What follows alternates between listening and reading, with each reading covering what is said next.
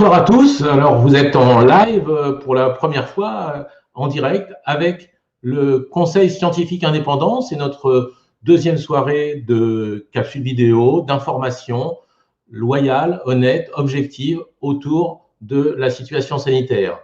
Ce soir, avec nous pour échanger et pour vous présenter les dernières informations, nous avons le professeur Laurent Toubiana, qui est un des membres éminents du Conseil scientifique. Bonsoir Laurent. Ton micro est fermé, Laurent, mais tu vas le mettre pour pouvoir nous parler. Bonsoir Eric. Voilà, je suis là avec vous. Qu'est-ce que vous voulez que je me présente? Je suis chercheur à l'INSERM et j'ai pas mal travaillé en épidémiologie, notamment dans la diffusion des épidémies. C'est pour ça que je me suis permis d'intervenir dans le débat public à quelques reprises. Et je suis ravi de participer au Conseil scientifique indépendant. Et nous aurons ce soir un sujet tout à fait dans ta spécialité sur la mortalité. Ensuite, nous avons Philippe de Chazourne, un des médecins de terrain de ce Conseil scientifique indépendant qui nous vient de La Réunion et qui est avec nous malgré l'heure tardive chez lui. Bonsoir Philippe. Il faut que tu mettes ton micro aussi.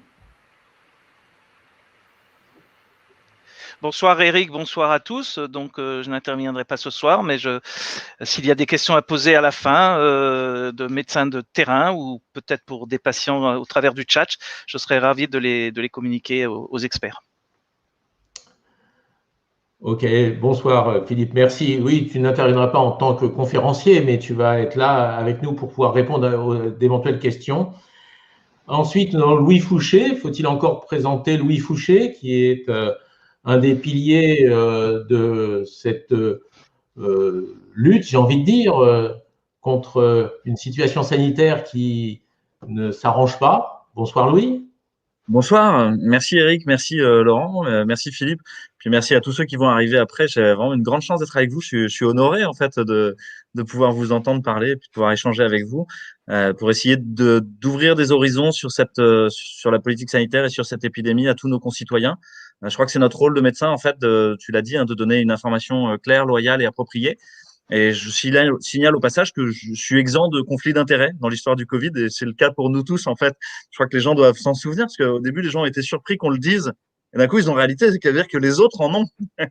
Donc moi j'ai pas de conflit d'intérêts dans cette histoire et je suis très très honoré d'être là pour participer à ce débat. Merci. Tu fais bien de le rappeler Louis, c'est d'ailleurs ce qui correspond au I de indépendant. Si ce conseil scientifique est indépendant, c'est qu'il est indépendant de toute pression et de tout intérêt, qu'il soit financier, politique ou autre. Et c'est comme ça que nous avons voulu le concevoir. Ensuite, nous avons Hélène Banoun, qui est scientifique. Elle va arriver, je pense, là voilà. Bonsoir. Et elle est avec la même caméra et dans la même salle que Vincent Pavant. Hélène, tu veux faire des économies de connexion Internet. Oui. Donc moi, je suis Hélène Banoun, pharmacien biologiste à la retraite, sans lien d'intérêt, donc doublement sans lien d'intérêt. Et je m'intéresse à l'épidémie comme n'importe quel citoyen. Oui, et donc une citoyenne quand même particulièrement attentive et spécialisée quand même, non? Disons que je me suis spécialisée. Ça me passionne la biologie, voilà, je suis biologiste, donc et je me suis, voilà, ce soir je vais vous présenter un sujet d'épidémiologie, donc c'est pas du tout ma spécialité. J'ai demandé des conseils à Laurent. Mais voilà, je suis depuis le début de l'épidémie, tous ces chiffres officiels, donc j'ai une certaine… Avec un œil très aiguisé. Pour travailler avec toi depuis un moment, j'apprécie cet œil aiguisé sur les chiffres et les études scientifiques. Vincent, qui a déjà présenté la dernière fois et qui va nous représenter un nouveau travail qui est très, très, très productif en ce moment, Vincent. Oui, beaucoup de chiffres, moi aussi. Donc, Vincent Pavant, enseignant-chercheur, mathématicien. Donc, ça fait une bonne année maintenant que je me suis intéressé au modèle en épidémiologie. Et donc, en particulier, je me suis remis un petit peu aux statistiques. Donc là, je vais vous présenter un peu les dessous justement de l'article de Laurent Toubiana, effectivement, Laurent Mucchielli et puis Pierre Chaillot. Donc, on va aller un petit peu dans le détail des formules et voir ce qu'on pouvait effectivement dire sur la mortalité en 2020 par rapport aux années précédentes. Voilà. Merci Vincent. Et ce soir, nous avons vraiment l'immense plaisir d'accueillir Jean-Dominique Michel, qui est un nouveau venu dans notre conseil scientifique indépendant, et on est très très heureux de l'accueillir dans ce groupe, mais qui n'est pas un nouveau venu sur l'espace médiatique, parce que Jean-Dominique a déjà fait énormément de vidéos et est très très suivi. Bonjour Jean-Dominique, tu veux te présenter ? Oui, très volontiers. Bonsoir à tous. C'est un immense honneur et une joie pour moi d'être avec vous parce que j'ai vraiment une admiration sincère pour chacun d'entre vous, pour l'intégrité qui vous anime et par cette manière que vous avez trouvé de réunir vos forces pour essayer de porter à la population un message qui fasse sens, qui soit beaucoup moins incohérent que celui qu'on écoute. Et ma spécialité, c'est l'anthropologie de la santé et l'expertise en santé publique, plus particulièrement les déterminants de la santé, donc l'analyse de tout ce qui nous aide à être en bonne santé ou ce qui nous fragilise le cas échéant, ainsi que les dispositifs de soins, les logiques, les dynamiques, les processus qui les gouvernent et la manière dont la tribu des médecins et la tribu des patients se rencontrent et arrivent à s'entendre ou pas autour de certains besoins de santé. Et donc, je vous écoute tous depuis longtemps avec énormément d'intérêt et merci pour tout ce que vous faites. Merci Jean-Dominique. Et puis, alors évidemment, bienvenue à tous ceux qui sont en live en ce moment, pour ceux qui mettent des commentaires déjà depuis le début de ce streaming. Et sans tarder, nous allons, si vous voulez bien, passer à la première présentation. C'est celle d'Hélène Banoun. Hélène, tu vas nous expliquer un petit peu où en est l'épidémie de Covid actuellement, à travers des chiffres particulièrement intéressants. Et je te passe la parole. Voilà, donc moi, je vais essayer de répondre à cette question. Où en est l'épidémie de Covid-19 ? Et pour cela, je me suis appuyée sur des chiffres officiels de réseau de surveillance des infections respiratoires aiguës, ce qui est abrégé dans l'acronyme IRA. Et le réseau français, c'est le réseau Sentinelle, qui donc s'appuie sur les notifications des médecins généralistes en ville, qui reçoivent des malades de la Covid-19 ou d'infections respiratoires. Donc, je me suis appuyée sur le réseau Sentinelle français, mais aussi sur le réseau belge et le réseau allemand, qui sont des données officielles. Donc, le réseau belge, c'est le Cienzano, et le réseau allemand, c'est le Robert Koch Institute. Donc, voilà la première courbe, c'est la courbe du taux d'incidence des infections respiratoires aiguës en France. Depuis, alors à gauche, vous avez le pic de l'hiver dernier, donc de l'épidémie, le pic épidémique de la Covid-19 en mars-avril 2020. Au milieu, vous avez une bosse qui correspond à l'épidémie d'automne, de octobre, novembre, décembre, à peu près. Et nous sommes tout à fait à droite. Ici, à la droite, vous avez la semaine 13. En ce moment, on est dans la semaine 14. Donc, on voit qu'on est sur un plateau bas, avec un taux d'incidence de 100 cas de Covid, 100 cas d'infection respiratoire aiguë pour 100 000 habitants. Essayez de retenir ce chiffre de 100 pour 100 000 habitants en France. Donc, le réseau Sentinelle s'appuie sur les consultations de médecine de ville et il a tiré de ces données une estimation des nouveaux cas de Covid qui ont consulté un médecin généraliste dans la dernière semaine, du 29 mars au 4 avril. Il est arrivé au chiffre de 22 870 nouveaux cas de Covid pour toute la France dans la semaine. Bon, là, en dessous, je vous ai donné des changements de modalité de notification. On ne va pas s'attarder dessus parce que c'est assez compliqué. Mais ce qu'on peut en retenir, c'est que jusqu'en 2020, le Sentinelle récoltait les syndromes grippaux, essayait d'estimer les syndromes grippaux. Et à partir de la Covid-19, comme ce n'est pas une grippe, c'est un autre virus, il s'est intéressé aux infections respiratoires aiguës, donc c'est plus général. Voilà. Et ensuite, ils ont encore rechangé leur système de calcul. C'est un peu compliqué, là, au mois de mars, mais apparemment, de toutes les façons, leur système de calcul va dans le sens de donner de plus en plus d'augmenter les chiffres d'estimation. Donc, ça ne va pas contre mon raisonnement. La prochaine diapo. Voilà. Donc, on en était à un chiffre de 22 800 pour Sentinelle, cas de Covid dans la semaine, alors que si vous écoutez les annonces officielles, Santé publique France, donc SPF, nous annonce plus de 200 000 cas par semaine. Et dans ces 22 870 cas de Sentinelle, Sentinelle estime que dans les infections respiratoires aiguës, seulement 2,9% sont dus au SARS-CoV-2, qui est le virus de la COVID-19. Ceci est fondé sur des prélèvements virologiques chez les malades qui viennent en consultation.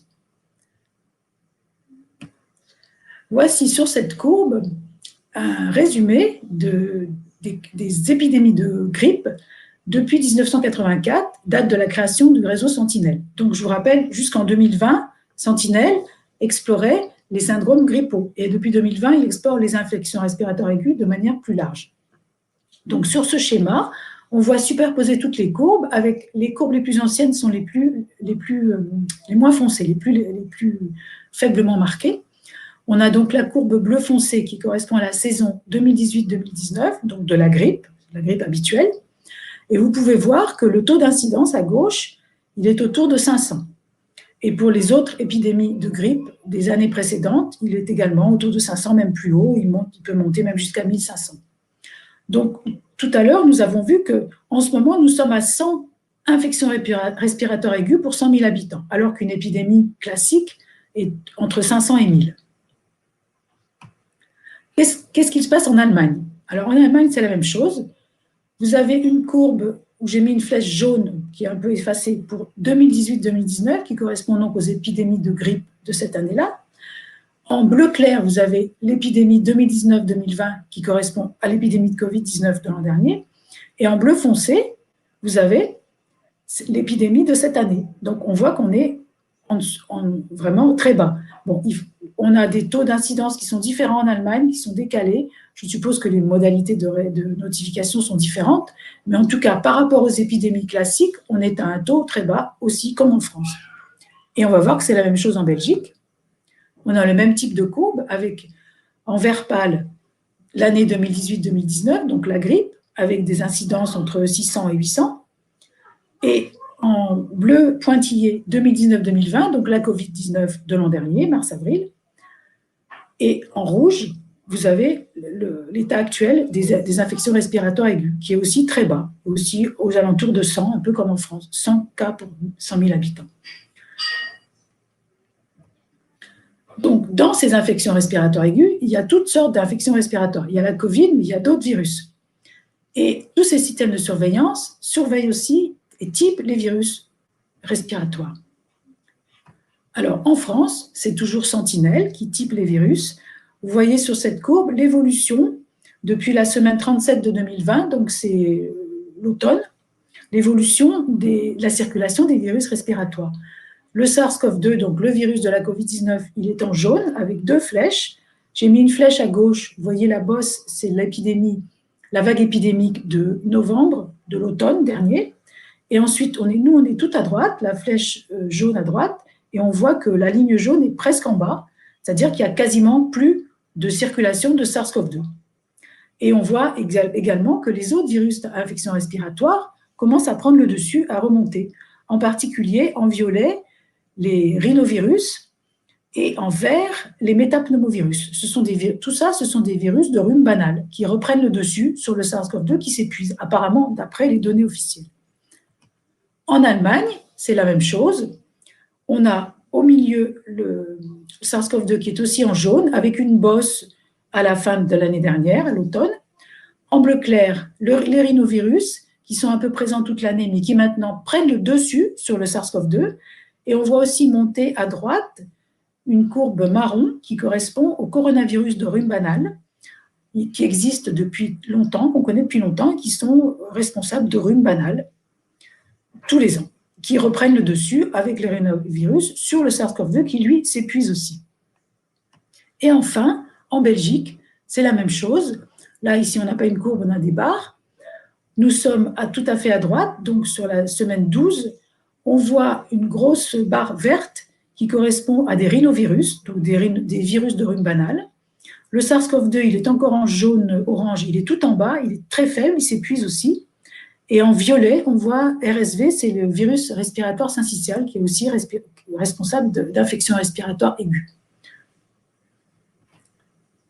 Donc, en résumé, nous sommes en dessous des seuils habituels, enfin des taux d'incidence habituels des infections respiratoires aiguës graves comme la grippe, Nous sommes bien en dessous de ce qu'il y avait l'an dernier pour la Covid-19 en phase épidémique. Donc, on peut dire qu'en ce moment, nous ne sommes pas en période épidémique.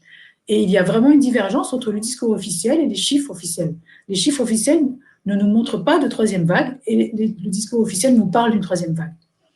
Et il faut rappeler qu'il faut toujours se fonder sur les médecins de ville. Ce sont eux qui voient les malades en premier et ce sont eux le premier signal d'une épidémie. Donc, encore une fois, en ce moment, nous ne sommes pas en période épidémique. Voilà, merci.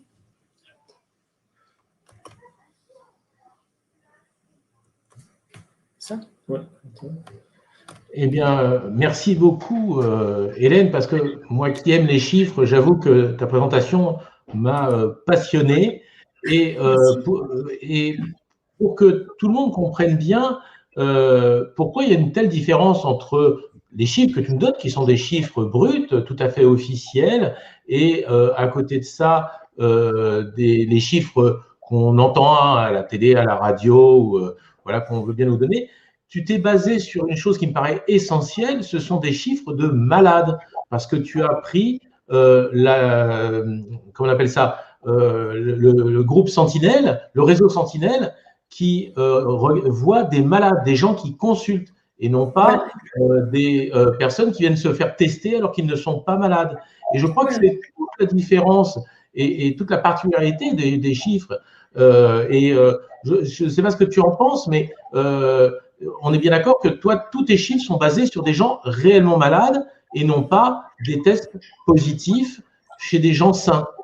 Voilà, les chiffres de Sentinelle, donc ce ne sont pas mes chiffres, ce sont les chiffres de Sentinelle. Le réseau officiel de surveillance des infections respiratoires est basé sur les consultations des gens qui viennent voir leur médecin parce qu'ils sont malades. Voilà. Alors, j'avais fait précédemment une autre petite vidéo pour expliquer les tests PCR sur lesquels sont basés les chiffres de cas qu'on nous donne dans les médias officiels. Et donc, ces gens-là ne sont pas malades, ils vont se faire tester. Ils peuvent avoir une PCR positive. J'avais expliqué pourquoi il y a des PCR positives alors que, en fait, ça peut être des faux positifs. Et donc, ce sont simplement des cas, ce ne sont pas des malades. Donc, il y a une différence d'un facteur presque 10 entre les cas qui sont PCR positifs et les malades qui sont vraiment malades, qui vont voir le médecin. Voilà. C'est essentiel. Et j'avoue que moi, il y a un chiffre qui m'a vraiment interpellé, c'est les 3%. C'est-à-dire que sur l'ensemble des malades que voit le réseau Sentinelle qui ont des symptômes respiratoires, il n'y a que 3% qui sont positifs au Covid. C'est-à-dire que 97% des gens qui sont malades actuellement n'ont pas le Covid, la Covid. C'est ce qu'estime le réseau Sentinelle. Sur les prélèvements qui sont effectués en consultation par les médecins de ville, ils sont envoyés à un typage virologique et donc il n'y a que 2,9% des virus typés qui sont des virus de la Covid-19. Voilà. Les autres, il y a beaucoup plus de rhinovirus, je crois, de métapneumovirus. Voilà. En Allemagne, il y a des coronavirus de rhume banal aussi. Et donc, d'ailleurs, après, on verra avec Laurent, mais si on refait le calcul, si on prend 2,9% de 22 870 cas par semaine, ça ne fait pas… 2,9% de 100, d'une incidence de 100 pour 100 000 habitants, ça ne fait pas 22 870, ça fait dans les 2000. Bon, alors, je ne sais pas comment ils arrivent de 2000 à 22 000. Et ensuite, nous, le Santé publique France passe à 200 000. Voilà. C'est la multiplication des pains, ça. Est-ce que l'un de mes confrères veut rajouter quelque chose? Oui, moi. Laurent, toi qui es un spécialiste des chiffres aussi. C'est pas en tant que spécialiste des chiffres que j'interviens, mais c'est en tant que… J'ai fait partie de l'équipe qui a monté le réseau Sentinelle. Et effectivement, il me semblait très important de s'appuyer sur les données du réseau Sentinelle, comme on sait toujours… Alors, est-ce qu'on me voit ou est-ce qu'on entend toujours? Oui, c'est-à-dire que le suivi des épidémies en France était fondé sur ce qu'on appelle un gold standard, c'est-à-dire le maître étalon, si vous voulez, de l'épidémiologie, de la surveillance des pathologies infectieuses, qui était justement le réseau Sentinelle. Et bizarrement, dans cette épidémie-là, eh bien, on ne s'est plus du tout appuyé sur le réseau Sentinelle. Ça m'avait choqué à l'époque, et moi, j'avais continué à observer ces chiffres-là, et donc on avait travaillé là-dessus pour estimer justement ce que représentait cette épidémie notamment la première épidémie. Et on s'était aperçu que finalement, c'était une épidémie qui était du même ordre qu'une épidémie de grippe, finalement. Comme il n'y avait pas eu d'épidémie de grippe ou une épidémie relativement faible, moi j'avais continué à assimiler finalement ce qu'on appelle les IRA, les infections respiratoires aiguës, aux syndromes grippaux qui, eux, avaient disparu. Et finalement, la courbe était dans une réelle continuité, si vous voulez. Donc, l'étonnant dans cette histoire, c'est qu'on ne s'est plus effectivement appuyé sur les malades, mais uniquement sur des tests. Et ces tests ont complètement pourri, si je peux m'exprimer ainsi, la compréhension de cette épidémie, puisque nous n'avions plus affaire à des malades, nous avions affaire à des gens qui étaient simplement positifs à des tests. Voilà, donc merci beaucoup pour cette présentation, parce que j'espère qu'on en aura d'autres qui se fondent sur ce type de réseau, des réseaux qui se fondent, eux, sur des malades et pas sur les supposés malades. Voilà, alors, merci beaucoup. Peut-être qu'il y a une question qui se pose, c'est qu'on a évidemment vu ces chiffres très, très troublants, pas d'épidémie, des incidences moindres que les années précédentes avec la grippe, mais il y a une réalité des chiffres, c'est la mortalité. Alors, c'est une transition facile, évidemment, pour passer la parole à Vincent Pavant, qui va, lui, nous parler des chiffres de la mortalité pour qu'on comprenne un petit peu si, finalement, cette épidémie, il y a peut-être moins de cas, mais si elle est grave et qu'elle est très mortelle, évidemment, ça devient très embêtant. Alors, Vincent, qui va bientôt apparaître, je pense. Voilà. Rebonsoir, Vincent. Tu vas peut-être nous donner cette réponse. Finalement, Hélène nous a dit, ben non, il y a beaucoup moins de malades et beaucoup moins de cas que lors des épidémies de grippe habituelles. Finalement, on n'est pas au seuil épidémique. Mais qu'en est-il de la mortalité ? Alors, la mortalité sur 2021, bon, elle est en cours, donc on pourra pas trop le dire. En tout cas, on peut revenir sur celle de 2020, puisque tout le monde sait que la mortalité, c'est effectivement le signe le plus grave d'une épidémie. C'est effectivement sur cela qu'on doit se baser pour savoir si l'épidémie est effectivement dangereuse ou pas. Et on a essayé de nous dire depuis le début, depuis qu'on a compté les morts en mars 2020, que effectivement cette épidémie, ce virus était particulièrement mortifère et que il allait décimer effectivement la population, peut-être autant que la grippe espagnole. On se souvient des prédictions apocalyptiques de Neil Ferguson qui ont présidé au premier confinement, donc le 17 mars 2020.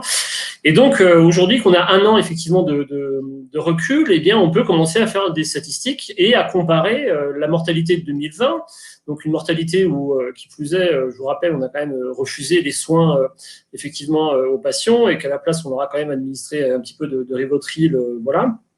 Et donc en fait on peut faire maintenant les bilans et comparer donc ce qui s'est passé en 2020. Et la conclusion qu'on peut en tirer, donc je vais vous présenter ce calcul, donc je spoil déjà un peu la fin, c'est que bien en 2020 on ne meurt pas plus qu'en 2015. Donc ça c'est important parce que 2015 personne ne se souvient qu'en 2015, sous prétexte qu'il y a eu une épidémie de grippe, effectivement, comme celle qu'avait présentée donc Hélène, eh bien, on a mis tout le monde sous cloche, on a interdit aux gens de sortir, et puis on a masqué effectivement tout le monde. Donc, le calcul que je vous présentais, bon, ils ont été initiés par Pierre Chaillot et par Laurent Toubiana. Donc, c'est une méthode de comparaison, en fait, des mortalités d'une année sur l'autre qui est très astucieuse et qui me paraît tout à fait intéressante. Elle a été programmée par Lena Gitwan, qui est le pseudonyme d'une chercheuse en informatique. Et donc, elle est présentée aujourd'hui par moi, qui me suis assuré, bien sûr, que toutes les méthodes mathématiques étaient cohérentes, étaient bien programmées, et donc donnaient bien les résultats que je vais vous présenter. Alors, juste, je reviens, donc voilà. Donc bon, on essaie de nous faire croire que la Covid serait une maladie particulièrement dangereuse. Pourtant, en fait, il y a, selon même l'INSEE, si on comparait déjà les années de mortalité en 2020 et celles en 2015, on verrait qu'il y a exactement la même surmortalité. Alors, le mot surmortalité, il est un peu galvaudé parce qu'on ne sait pas forcément très bien le définir. En tout cas, il faudrait bien le définir pour être sûr. La surmortalité, c'est juste la variation pour l'INSEE, en fait, de mortalité d'une année sur l'autre. Donc, en 2020, c'est le choix aussi de l'INSEE. Donc, je vous ai mis les références, comme toujours, puisque nous, on donne toujours une information loyale et vérifiable. C'était, je pense, une des marques de fabrique du Conseil scientifique indépendant. En tout cas, il faut la suivre. Donc, il y a eu 658 000 personnes qui sont décédées et ça représentait par rapport à 2019 une augmentation de 7,3%. Et bien, figurez-vous que c'était exactement la même augmentation, donc en pourcentage, de 2015 par rapport à 2014. Donc ça, c'était une première indication qui disait qu'effectivement, on ne mourrait pas beaucoup plus en 2020 qu'en 2015. Et donc, on va le voir un peu plus en détail. Pourquoi, effectivement, d'un point de vue très mathématique et très statistique, donc en suivant la méthode de Laurent Toubiana et de Pierre Chaillot, eh bien, comment on peut arriver également à cette conclusion mathématique. Donc, je vais mettre quelques formules, vous m'excuserez, mais bon, quand on fait des statistiques, il faut un peu quand même définir un peu les choses, c'est important. Donc, nous, on va se comparer les mortalités de 2020 jusqu'à remonter à l'année 1962. Donc, pour chaque année K entre 1962 et 2020, on va définir et calculer des taux de mortalité en particulier. Θ, c'est l'âge d'une personne, effectivement, entre 0 et, mettons, 100 années. Et on va considérer ce qu'on appelle des classes d'âge ou la pyramide des âges. C'est donc, pour une année donnée, on compte le nombre de personnes qu'il y a dans chaque tranche d'âge.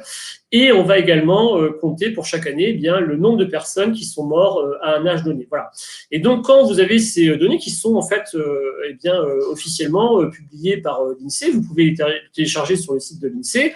Vous pouvez définir pour chaque tranche d'âge et pour chaque année qui vous intéresse ce qu'on appelle le taux de mortalité, c'est-à-dire tout simplement la division du nombre de morts d'âge θ à l'année K par la population totale d'âge θ à l'année K. Voilà. Alors, exemple, pour 1976, donc il y a 57 ans, on peut lire dans les fichiers de l'INSEE qu'il y a eu 4010 morts donc de 57 ans l'année 1976. Par ailleurs, le nombre total de personnes qui avaient 57 ans en 1976, c'était 386 713 personnes. Et vous en déduisez donc un taux de mortalité des 57 ans l'année 1976, qui est bien sûr la division des deux, qui donne donc un taux de mortalité, vous le voyez ici, de un peu plus d'1%. Donc voilà pour l'outil. Donc en fait, effectivement, taux de mortalité donc par tranche d'âge et pour chaque année, vous pouvez le calculer pour toutes les années enregistrées donc à l'INSEE. Alors, une fois que vous avez donc défini ce taux de mortalité donc par tranche d'âge et pour chaque année, ce que vous allez faire, donc l'idée principale du calcul, donc l'idée de Laurent et de Pierre Chaillot, c'est de dire voilà, nous on va considérer la pyramide des âges de 2020, c'est-à-dire qu'on va prendre pour 2020 la répartition donc par classe d'âge et on va faire mourir en fait entre guillemets cette pyramide des âges avec les taux de mortalité des années précédentes. Alors pourquoi on fait ça ? Parce qu'en fait, si vous comparez le nombre brut de morts d'une année sur l'autre, c'est pas très intéressant. Pourquoi ? Parce que d'une année sur l'autre, vous avez éventuellement des effets de vieillissement de la population qui fait que plus vous avez une population vieille, plus elle va avoir tendance à mourir. Et puis également, vous savez que la population augmente et donc, si vous avez une population où il y a un nombre élevé de personnes, il y aura à la fin de l'année forcément un nombre plus élevé de personnes qui vont mourir. Donc en fait, c'est l'idée de effectivement faire mourir une certaine pyramide des âges avec les taux de mortalité des années précédentes.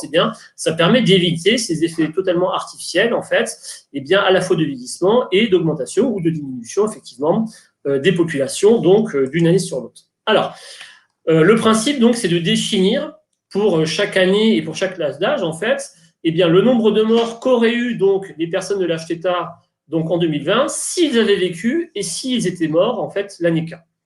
Alors, on reprend notre exemple avec K égale 1976 et pour 57 ans.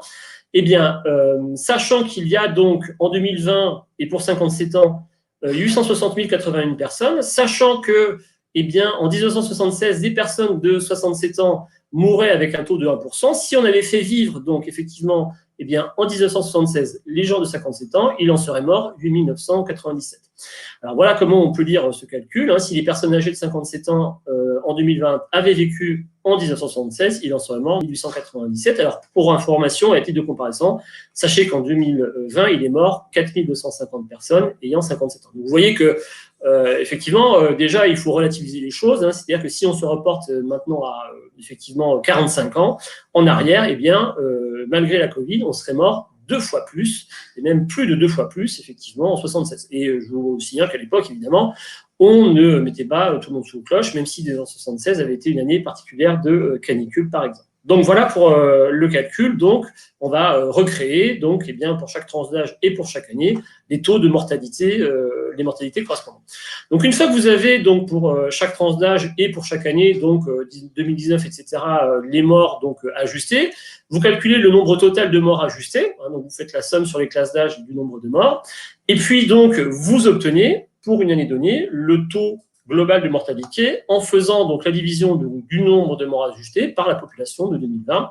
Et donc, c'est justement ces taux de mortalité que vous allez comparer en fait les uns avec les autres, donc pour cas variant de 2020, 2019, etc. jusqu'à 1960. Et qu'est-ce que vous obtenez? Vous obtenez donc la courbe suivante. Alors, donc ça, c'est les fameux taux de mortalité ajustés donc au cours du temps. Et qu'est-ce qu'ils disent? Eh bien voilà, ils disent qu'effectivement, en 2020, on est mort donc avec un taux de mortalité global qui est de 1% à peu près de la population, et qu'effectivement, quand on remonte un peu les années et les taux de mortalité, on voit qu'en 2019, on avait un taux moins de 0,93 à peu près, etc. Mais que quand on remonte à l'année 2015, eh bien, on a, vous voyez, exactement le même taux de mortalité globale qu'en 2020. Autrement dit, c'est vrai qu'on n'est pas plus mort en 2020 qu'en 2015, donc avec la méthode de calcul que je vous ai présentée, qui est la seule à peu près fiable pour estimer la mortalité. Et la raison pour laquelle on a une remontée ici du taux de mortalité, effectivement, c'est spectaculaire entre 2019 et 2020, c'est tout simplement ce qu'on appelle un effet moisson. Alors, qu'est-ce que c'est que l'effet moisson? Laurent Toubiana pourra, je pense, le commenter un petit peu après la présentation. C'est que vous voyez que c'est pas tant que 2020 est une année de surmortalité, que 2019, 2018, 2016, en fait, sont des années de sous-mortalité. C'est-à-dire que là, effectivement, pour ces années-là, les syndromes respiratoires, ce genre des canicules, etc., n'ont pas été forcément très virulentes. Et donc, on a eu une baisse de la mortalité. Et donc, ce qu'on a fait, c'est qu'on a permis, en fait, à des gens de survivre, en fait, effectivement, ces années-là, parce que les syndromes respiratoires, etc., n'étaient pas trop virulents. Et que donc, dès que vous avez à nouveau l'apparition d'un nouveau virus, eh bien, vous avez une remontée de la mortalité parce que finalement, meurent en 2020 les gens qui ne sont pas morts en 2019, en 2018, etc. Et donc ça, c'est ce qu'on appelle effectivement l'effet moisson. Et ça se traduit tout simplement cette année 2020 par le fait que, effectivement, ceux qui ont été particulièrement touchés par la mort de la Covid, c'était les plus de 85 ans. Et donc, ces plus de 85 ans, vous voyez, 85 ans, c'est un petit peu au-dessus de l'espérance de vie. Et donc, finalement, ça veut dire quoi? C'est-à-dire qu'on avait laissé des gens vivre alors qu'ils auraient peut-être dû mourir les années précédentes, mais comme les syndromes respiratoires, canicules, etc., étaient un peu moins virulents, et bien du coup, fort heureusement, ils ont eu un peu plus d'espérance de vie, ce qui est tout à fait bien. Mais donc, il y a toujours un rattrapage. Et vous voyez que ces rattrapages, donc, ces effets de surmortalité après des effets de sous-mortalité, c'est quelque chose de très constant. On voit ici, ça arrive un peu tout le temps. Donc là, on voit qu'on a une diminution structurelle depuis effectivement 1960, qui est liée à l'augmentation structurelle des soins, et que là, effectivement, en 2020, on a une petite remontée, mais qui correspond essentiellement à un effet moisson après 3 grosses années, effectivement, où on n'a pas eu de mortalité. Voilà.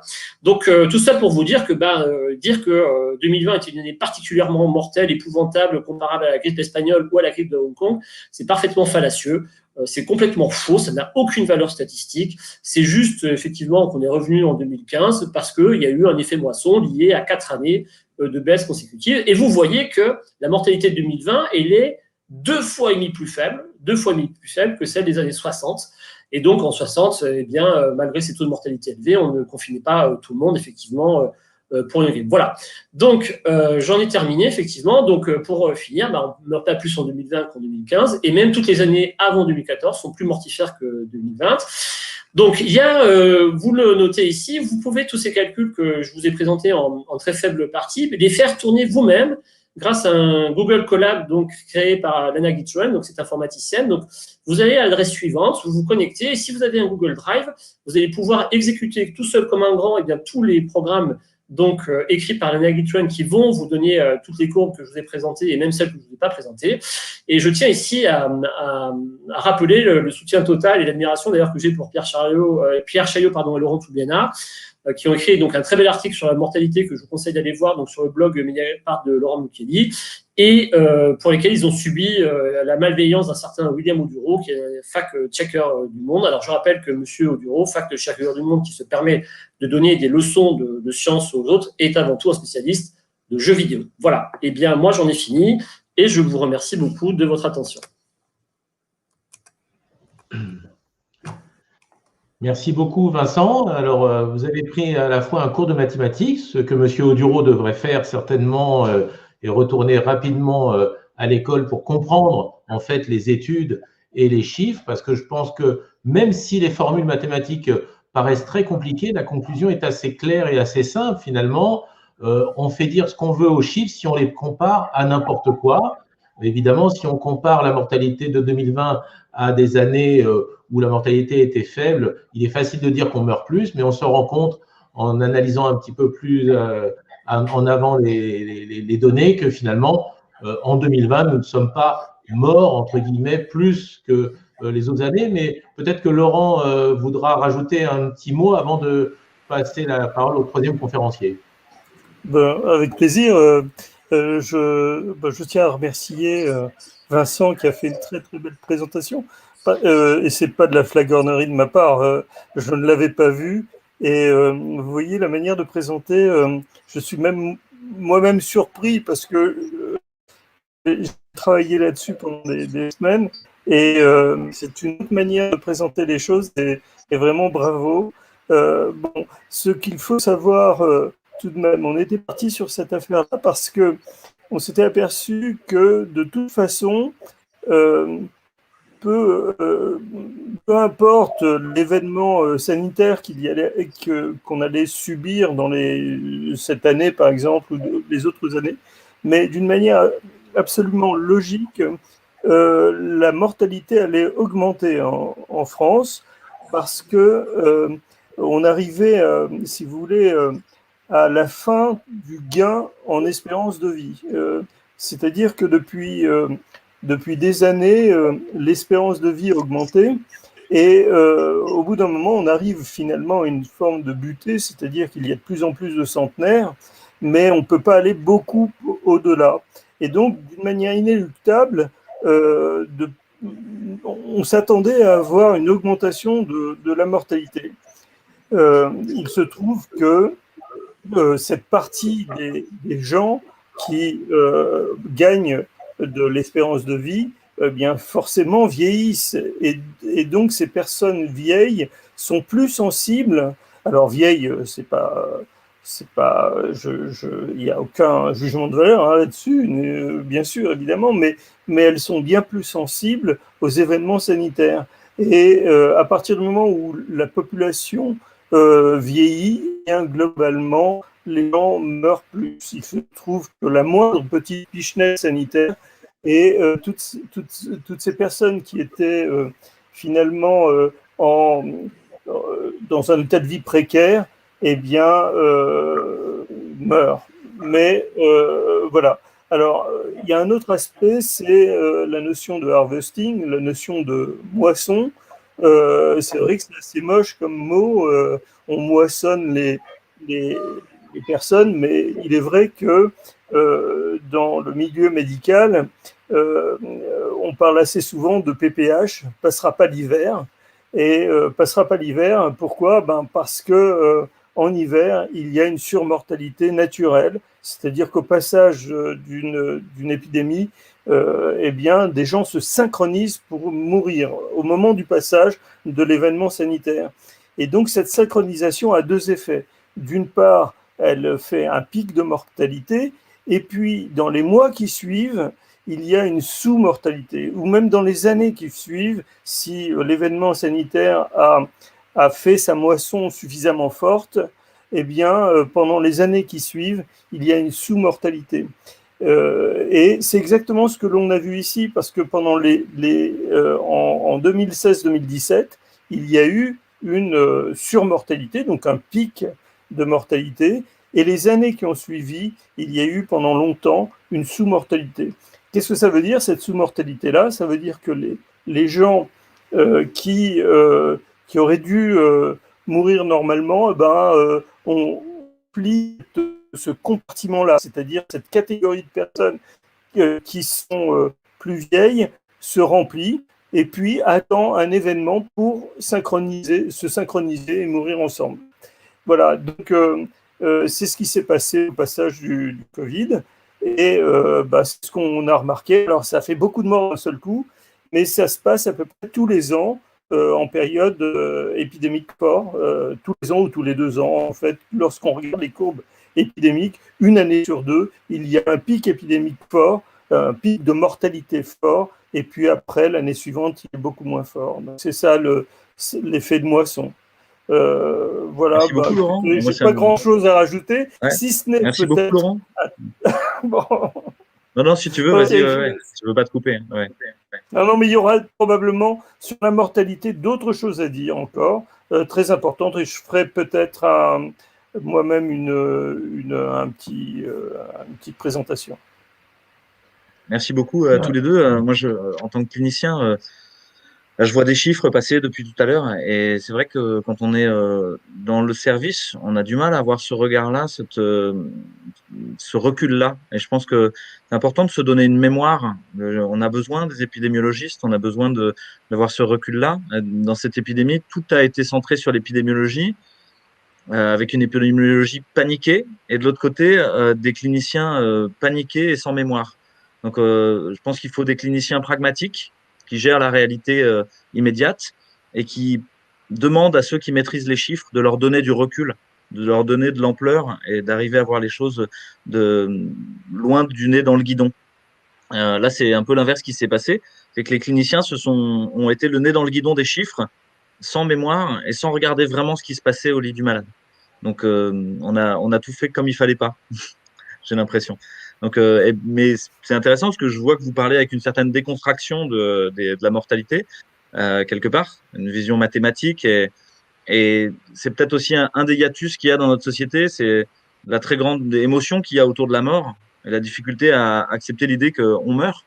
Et vous, finalement, vous nous montrez que on meurt, et parfois on meurt un peu plus, parfois on meurt un peu moins, et que globalement, il n'y a pas de grande rupture dans l'histoire du monde avec le Covid en termes de mortalité.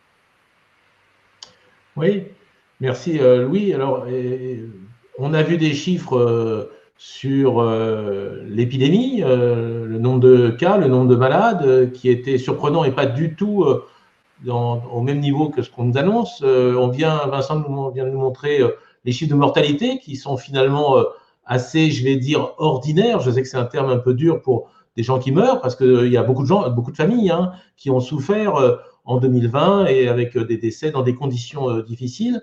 Mais finalement, les chiffres n'ont pas l'air et ne sont pas aussi importants que ce que l'on nous annonce à la télé ou ailleurs. Alors, c'est peut-être une transition un peu délicate pour passer la parole à Jean-Dominique Michel, qui va nous parler de la corruption systémique dans le domaine de la santé. Et finalement, est-ce que ces chiffres manipulés ne sont pas une forme de corruption? Et Jean-Dominique, tu vas nous dire un petit peu quel est ton sentiment autour de ce sujet. Très volontiers, merci pour l'invitation et je suis heureux de partager ça avec vous parce que je crois qu'il y a vraiment dans la matière qu'on va voir maintenant des choses qui sont très éclairantes par rapport à un ensemble de choses qu'on a vues et qui sont, pour dire les choses poliment, des anomalies.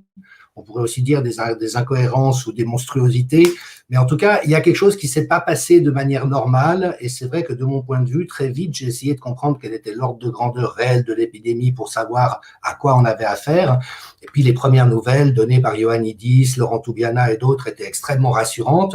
Donc, qu'est-ce qui fait que depuis plus d'une année, on est dans une espèce de panique collective qui n'est pas en lien avec la réalité? Qu'il faille être prudent face à une épidémie, c'est une évidence, mais si c'est une épidémie qui effectivement et heureusement n'a rien à voir avec la grippe espagnole ou même la grippe de Hong Kong, qu'est-ce qui explique, j'ai envie de dire, cet emballement? Et dans cette compréhension-là, il y a bien sûr des processus de psychologie sociale, collective, mais il y a aussi tout un volet qui souvent est un point de résistance pour les gens. Parce que je crois que tout le monde a un peu compris qu'il y a quelque chose qui joue pas. Quand on prend les meilleurs spécialistes dans leur domaine, comme peut-être Christian Perron, qui pendant 7 ans a présidé la commission des maladies infectieuses du Haut Conseil en santé publique. C'est-à-dire que c'est lui qui était en charge de la réponse de l'État face à une pandémie. On ne trouve pas de meilleur connaisseur dans son domaine. Ou quelqu'un comme Didier Raoult, qui est un des meilleurs microbiologistes au monde, ou parmi les meilleurs épidémiologistes comme Laurent Toubiana ou Jean-François Toussaint, et que tout d'un coup, on commence à dire de ces gens-là que ce sont des charlatans, qu'ils n'ont jamais rien compris à rien, et qu'ils ont basculé dans des dérives complotistes. Je crois qu'on comprend tous qu'il y a un truc qui ne joue pas. Et effectivement, quand Christian Perron a partagé sur des plateaux télé que des gens de l'OMS lui avaient dit « mais vous savez, le domaine de la santé est un des plus corrompus qui soit », vous voyez, réaction immédiate, ça prouve que c'est un complotiste. Et souvent, c'est là où c'est la pierre d'achoppement pour les gens. C'est-à-dire qu'ils se rendent bien compte que l'immense majorité des médecins et des scientifiques sont honnêtes. On comprend que le gouvernement a fait un peu n'importe quoi, mais on se dit, au fond, si c'était aussi distordu ou malhonnête qu'on essaye de nous le faire croire, il faudrait qu'il y ait un complot généralisé, et ça, on ne peut pas y croire. Et c'est une réaction de bonne foi de la part des gens. Ils ont raison de se dire ça.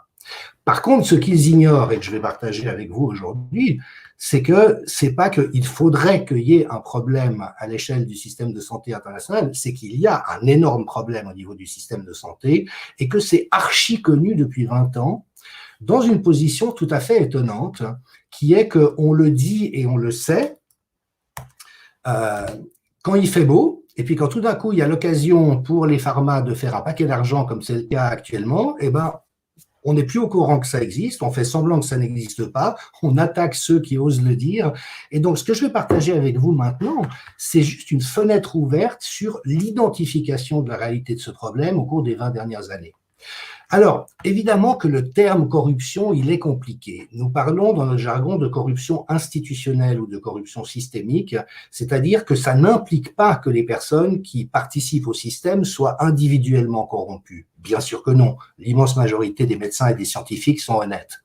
Par contre, le propre de la corruption institutionnelle, c'est que le système dans son entier n'est plus honnête et qu'il impose aux gens qui y travaillent de fermer les yeux et de rester discret par rapport à ça, ou d'oser s'opposer, mais à ce moment-là, de prendre des risques absolument démesurés, et les attaques que toutes les personnes présentes sur ce plateau et quelques autres ont subi au cours des derniers mois, le documentent si c'était nécessaire.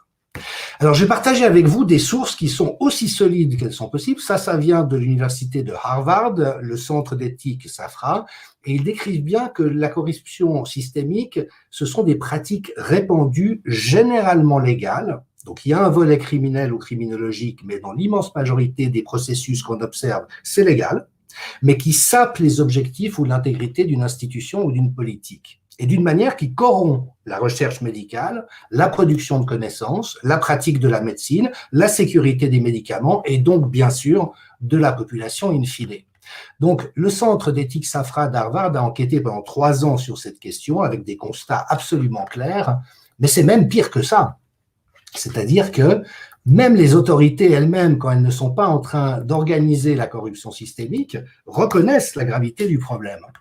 Et notamment la Commission européenne, qui, dans la slide suivante, dit « Le secteur de la santé est un secteur où la vulnérabilité à la corruption est généralisée et que les commissions occultes et la corruption demeurent préoccupants à tout point de vue. » Dans le même ordre d'idée, la Commission des droits de l'homme des Nations Unies a dit, comme Perron, peut-être que les Nations Unies sont aussi conspirationnistes, que la santé est un des domaines les plus corrompus et qu'il faut protéger de manière extrêmement diligente les lanceurs d'alerte ou ceux qui osent nommer des situations où ça ne joue pas. Donc, évidemment que les 2 livres de Christian Perron, le travail de Laurent Toubiana et de nombreux autres, ne fait rien d'autre que ça. Et on voit qu'au lieu d'être protégés par la collectivité, notamment les pouvoirs publics et les médias, eh ben on a au contraire des gens qui se sont fait attaquer d'une manière absolument scandaleuse de mon point de vue. Donc l'ONU reconnaît la gravité du problème, la Commission européenne qui, à l'instant même, est en train de magouiller de manière abominable avec les laboratoires, quand elle n'est pas en train de magouiller, dit « Ouh là là, c'est quand même la plupart du temps un sacré problème ». Et puis, vous avez également les revues médicales qui le disent. Donc là, je vous ai sorti un petit florilège. Là, vous avez une première citation qui est celle d'un ancien rédacteur en chef de le New England Journal of Medicine, qui lui aussi est reparti dans un ensemble de pratiques frauduleuses autour de la crise du Covid. Et Arnold Rallman disait en 2002, la profession médicale est achetée par l'industrie pharmaceutique, les institutions sont les agents rémunérés de l'industrie pharmaceutique, c'est le rédacteur en chef du New England Journal of Medicine qui le dit. La personne qui lui a succédé, Marcia Angel, qui est une personne extraordinaire et extrêmement intègre, ne disait rien d'autre. en disant il n'est tout simplement plus possible de croire une grande partie des recherches cliniques qui sont publiées, ni de se fier à des directives médicales faisant autorité. Alors, je ne sais pas si on peut faire juste un arrêt sur image pour mesurer ce que ça veut dire. La rédactrice en chef d'une des principales revues médicales scientifiques dit on ne peut plus aucunement croire une grande partie de ce qui est publié, ni de se fier aux directives que disent les autorités. Donc, si ça, c'est pas un problème, et s'il n'est pas énoncé clairement, je vois pas très bien ce qu'on peut trouver de plus explicite ou de plus convaincant. Et puis, comme vous savez que le Lancet a été au cœur d'une pantalonnade abominable, mais qui s'est terminée au désavantage de tout le monde, eh ben, même son rédacteur en chef, il y a 7 ans, disait « La science a pris un virage vers l'obscurité, l'endémicité des mauvais comportements en matière de recherche est alarmante. » Tout ça, pourquoi? Pour une raison bien simple, et vous voyez que même dans la littérature scientifique, si on cherche, on trouve, c'est parce que la réalité aujourd'hui, c'est que les revues médicales sont une extension du bras marketing des compagnies pharmaceutiques, et donc elles ne sont pas intéressées à publier des choses qui sont justes, elles sont intéressées à publier des choses qui peuvent être profitables à un certain nombre de personnes. Ça, c'est extrait d'une autre revue médicale prestigieuse, où vous voyez qu'on indique clairement que jusqu'à 90% de ce qui est publié dans l'information médicale est biaisé, selon John Ioannidis, c'est l'un des meilleurs spécialistes au monde, et que l'ancien rédacteur en chef du British Medical Journal a même dit que l'essentiel de ce qui est publié est juste complètement faux ou délirant. Donc, voilà, quand on se permet de faire quelques observations et qu'on se fait instantanément traiter de complotiste, vous voyez qu'on n'est pas seul à bord, mais surtout qu'il y a un problème chronique, durable, et qui éclaire un certain nombre de choses qu'on observe dans la situation actuelle. Ici, vous avez d'autres extraits d'articles. Vous voyez, les médecins sont sous influence, la psychologie sociale et les stratégies d'industrie, de marketing de l'industrie, et puis la corruption systémique et le mythe du remède efficace et sûr. On nous a dit que le vaccin, qui n'est pas un vaccin, qui est une expérimentation génique, est sûr et efficace. C'est un mythe. Évidemment que ça n'est pas le cas, mais tout ça, ça vient de l'intoxication qui est mise en œuvre par ces revues, avec comme conséquence que aujourd'hui, les mauvaises pratiques liées à cette corruption sont la 3e cause de mortalité en Occident. Donc, la corruption dans le domaine de la santé telle qu'elle est pratiquée aujourd'hui tue à peine moins de personnes que les cancers et les maladies cardiovasculaires, c'est-à-dire qu'il y a littéralement des centaines de milliers de personnes chaque année en Europe qui meurent, non pas des effets secondaires de médicaments qu'on a essayé parce qu'on ne pouvait pas faire autrement, mais qui meurent de l'instrumentalisation du système de santé par des intérêts problématiques.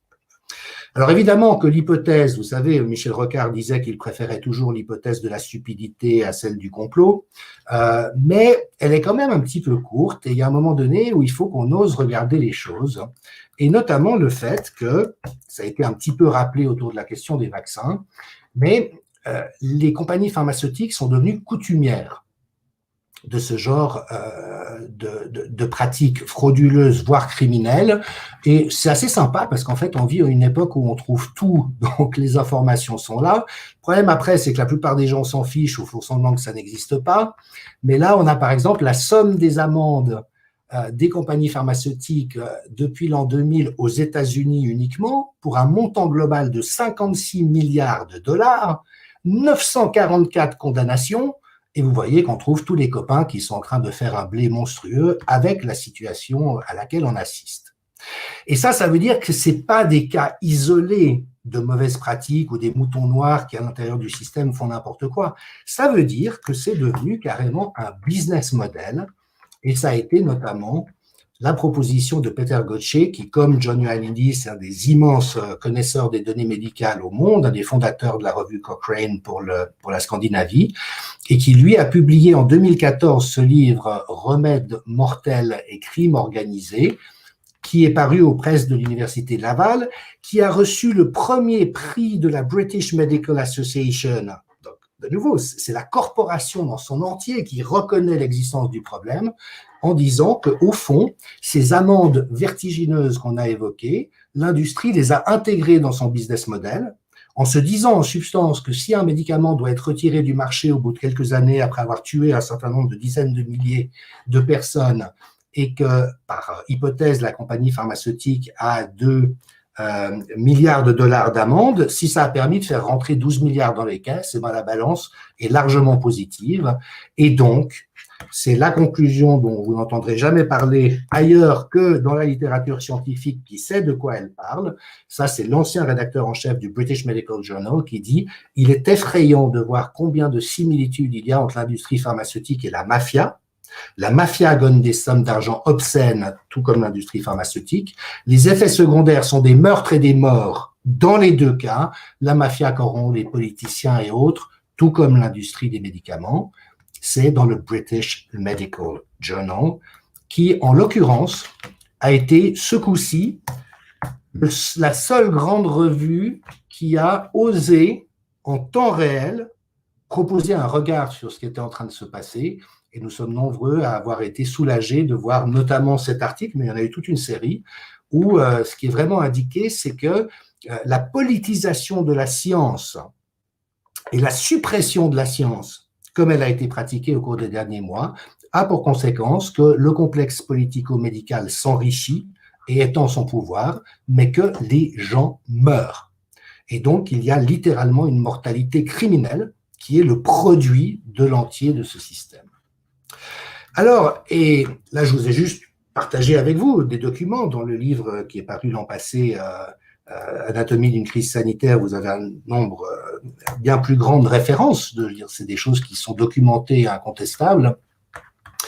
En ce qui concerne le Covid-19, ce qu'il faut relever comme motif suspect qui pourrait nous conduire dans l'hypothèse de dire qu'il y a peut-être quelque chose de cet ordre, c'est déjà, mais ça il faut les connaître pour pouvoir le mesurer, c'est que les plans pandémie qui ont été élaborés, tous les pays occidentaux et à travers le monde ont élaboré des plans pandémie, ils n'ont juste pas été appliqués. On n'a absolument pas fait ce qui est prévu dans les plans pandémie et dont on sait que ça marche face à une épidémie respiratoire virale comme le Covid-19.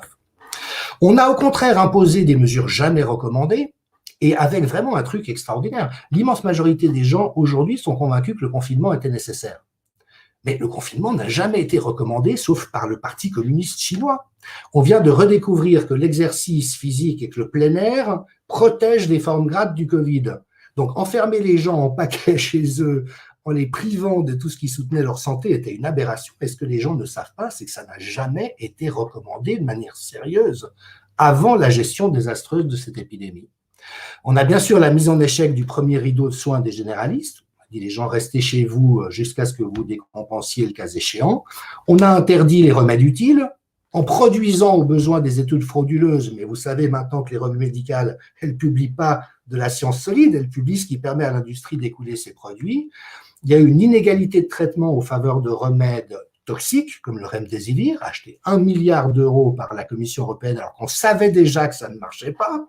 Des indicateurs surréalistes, comme on vient de le nommer, des tests PCR à 45 cycles d'amplification, c'est juste, mais totalement aberrant. Le PCR, ça ne sert que dans le cadre d'un diagnostic clinique où quelqu'un de malade va voir son médecin, et puis on fait un TCR dans des cycles d'amplification raisonnables pour voir si c'est ça ou pas. Mais étendre des PCR à la population générale, c'est juste complètement délirant, comme le fait de confiner des gens qui sont en bonne santé ou de faire porter un masque à des gens en bonne santé.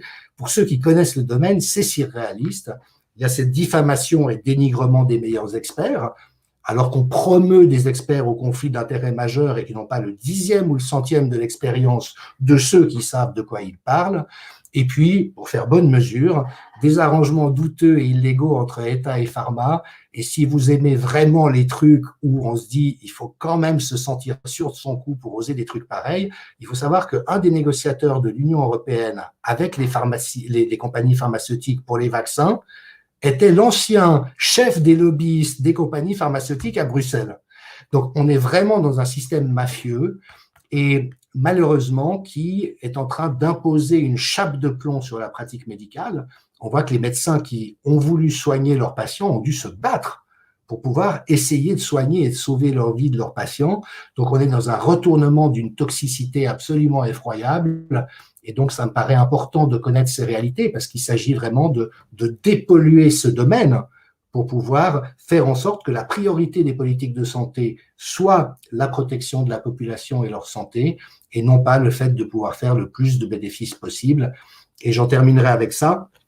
Peut-être entendu cette dernière nouvelle, alors reste à vérifier, mais où il semblerait que le CDC, donc le Center for Disease Control aux États-Unis, soit copropriétaire du brevet de Moderna vaccinal, donc qui retire des bénéfices du fait de vendre le vaccin.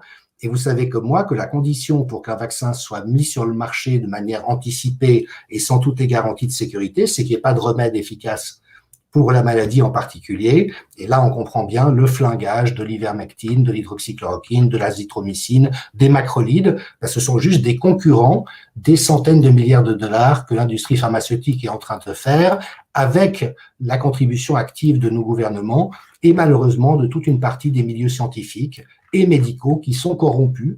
Donc, l'immense majorité des gens ne sont pas dans ces domaines, mais vous avez un certain nombre d'acteurs de cette corruption qui sont des gens dangereux, qui sont des gens toxiques, qui sont des gens qui s'en fichent que les gens meurent de n'être pas soignés, dès lors que ça permet d'obtenir des positions importantes à l'intérieur du système. Donc, voilà ce que je connais, parce que ça fait 20 ans que je l'étudie. Ce qui me frappe toujours, c'est que c'est d'un côté tellement connu, et d'un autre côté, on continue à ne pas vouloir le voir. Je vous remercie.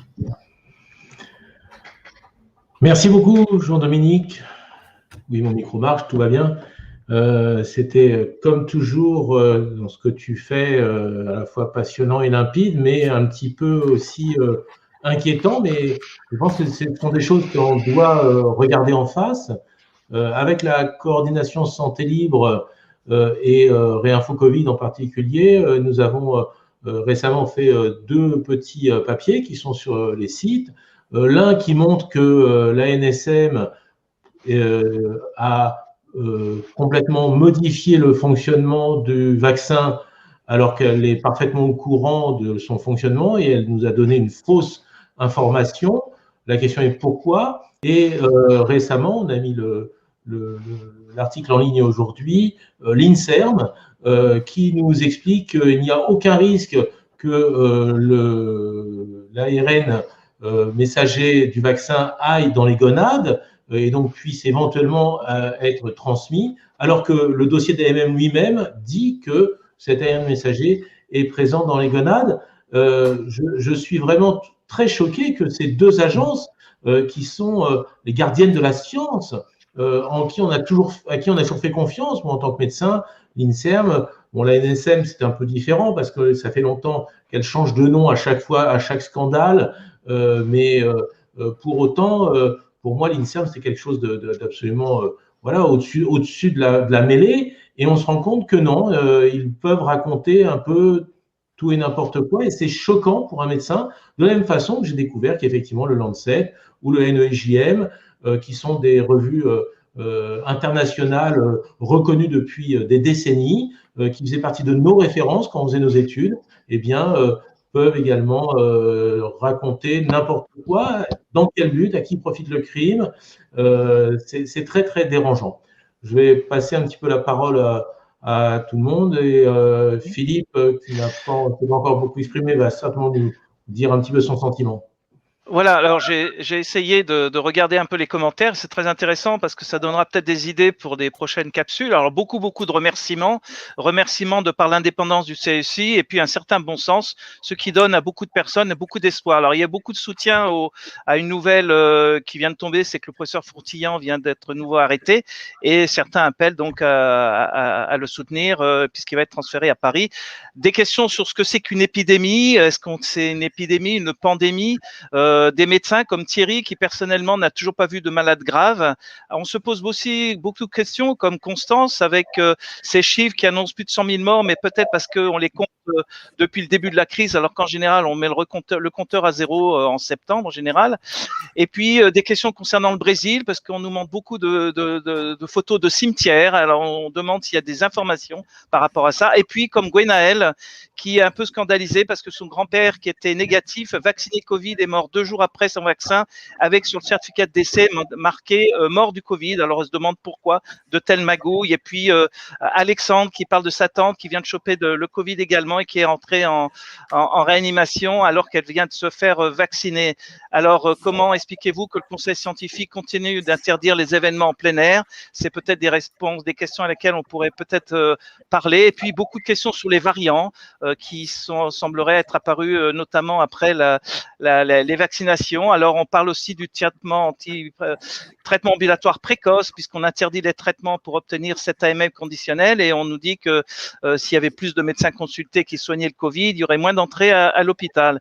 Et puis enfin, des propositions, pourquoi ne voyez pas tous ces documents à tous les maires de France? Et puis une autre proposition de Pierre qui pourrait peut-être faire connaître le conseil scientifique en faisant des autocollants. Voilà, que pensez-vous? Et puis pour terminer, à titre d'anecdote un peu humoristique, vive Raoult et Fouché, mais surtout allez l'OM. Ouais, allez l'OM, bien sûr.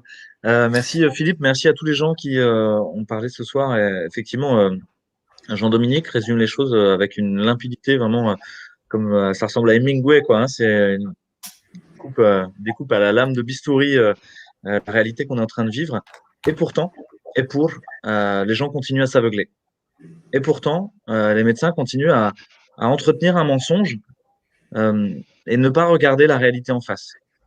Et pourtant, les médias continuent à aboyer, à servir d'inquisition finalement, avec une horde de sectaires, de zététiciens, de fact-checkers, qui eux aussi sont dans une corruption systémique, mais pour discuter avec eux régulièrement, ne se rendent pas compte en fait de ce qui est en train de se passer.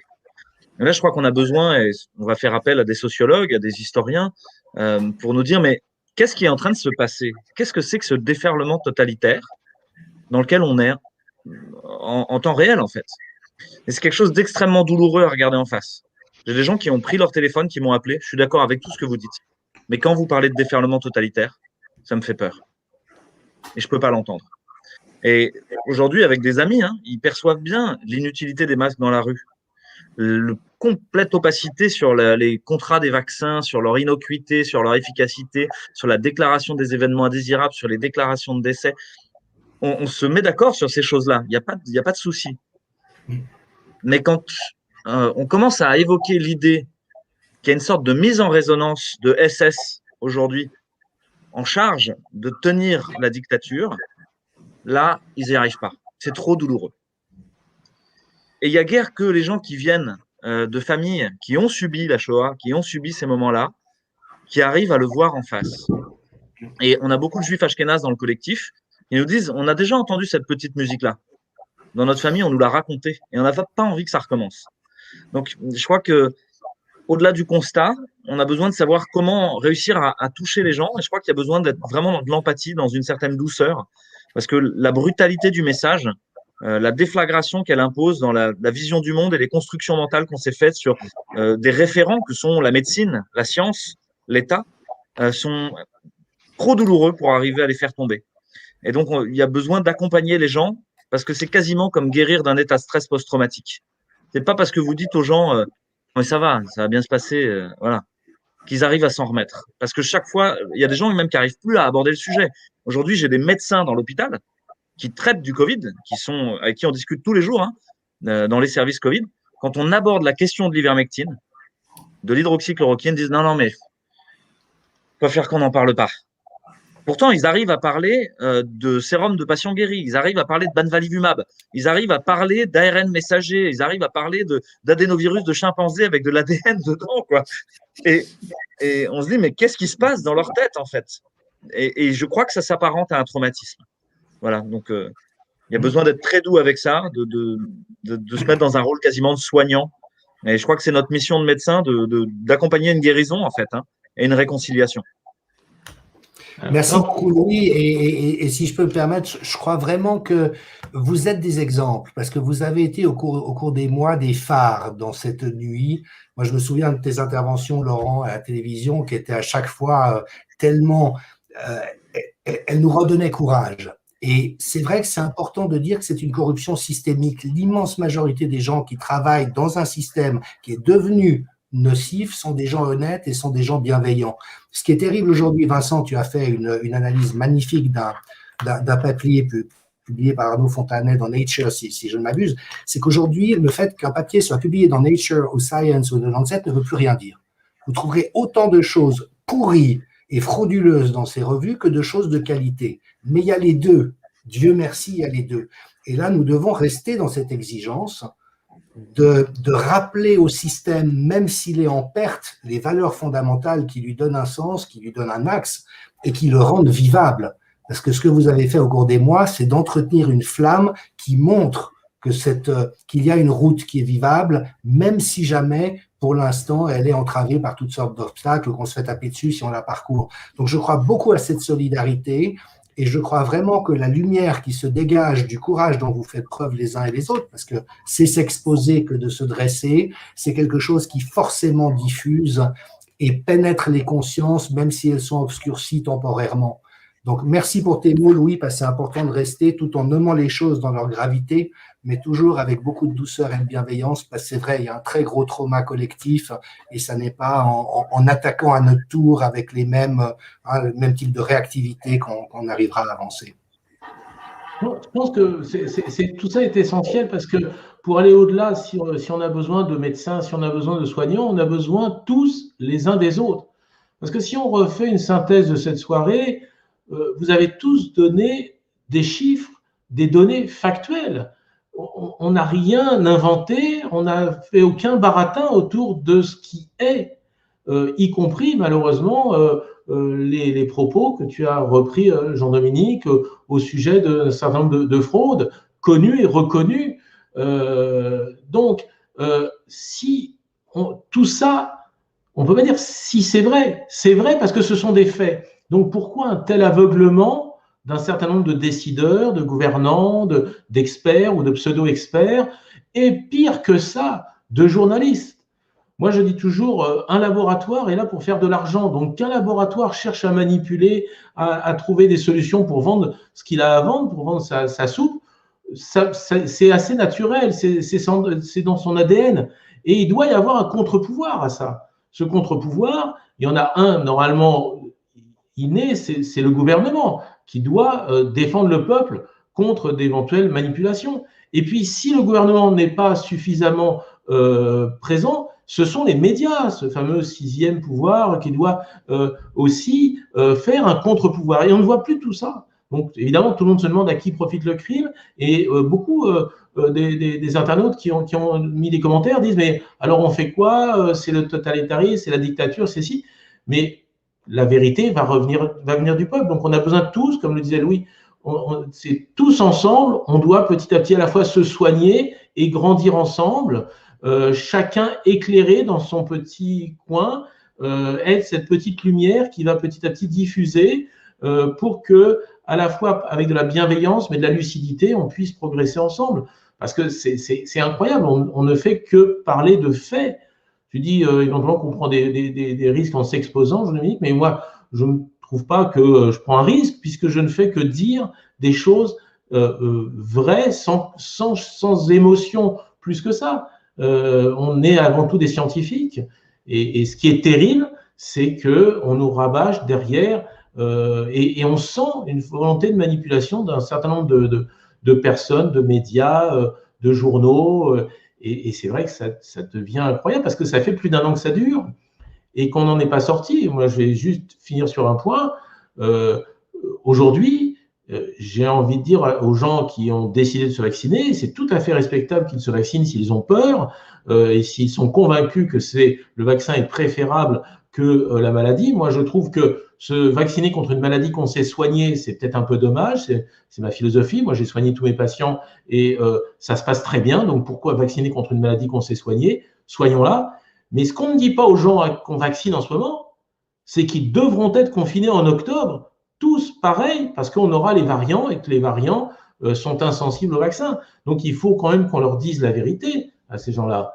Vaccinez-vous si vous préférez, c'est tout à fait votre droit et on va pas. Mais ne croyez pas que vous serez moins confinés que les autres en novembre ou décembre prochain, si jamais on a, comme on peut le craindre, une remontée du virus avec les nouveaux variants qui sont totalement insensibles au vaccin actuel. Donc, on leur ment, parce que 90% des gens qui se vaccinent actuellement le font pour être déconfinés, pas pour ne pas être malades. Et c'est terrible. Le vaccin sert à lutter contre une maladie, pas à lutter contre la prison. Oui, je rebondis sur ce que tu dis, Eric, parce que j'interroge les gens autour de moi en leur demandant, mais pourquoi tu t'es vacciné? Effectivement, comme tu dis, il y en a pour voyager, pour retrouver ma liberté, etc.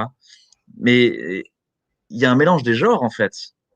On peut parler d'un vaccin en termes sanitaires, en termes médicaux, mais commencer à concaténer les droits sociaux, le contrat social lui-même et les libertés individuelles avec une problématique sanitaire, ça a déjà été évoqué par les philosophes, je veux dire, que ce soit Agamben, Hannah Arendt ou Michel Foucault.